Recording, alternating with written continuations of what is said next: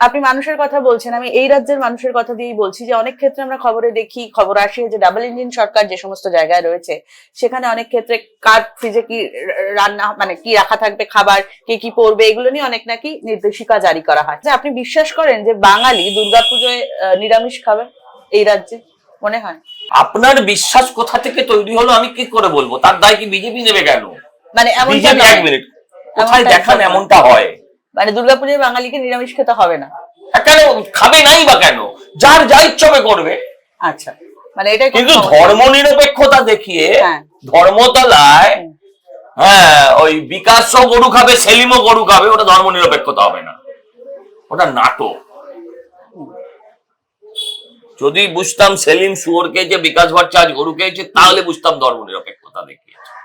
গরু শুয়োর মেঘকে খেয়েছে, তাহলে বুঝতাম ধর্ম নিরপেক্ষতা দেখিয়েছে। আপনাকে আমি একটা প্রশ্ন করি, আপনি যাদের হয়েই প্রশ্নটা করছেন বা মেনলি যাদের প্রশ্ন,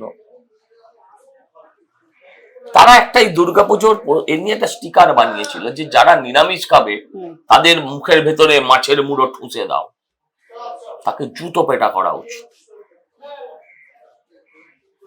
তাদেরকে জুতো পেটা করা উচিত। আমি কি খাবো সেটা আমি ডিসাইড করব।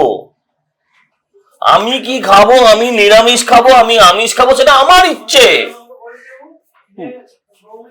এরপর তো বলবে, হ্যাঁ অবশ্যই বিশ্বাস করে। এরপর যদি আমায় কেউ বলে বাঙালি বিরিয়ানি খাবে না, বাঙালি চাইনিজ খাবে না, বাঙালি মোগলাই খাবে না, বাঙালি শুধু ভাত আর শুক্তো খাবে, আপনি কি মানবেন?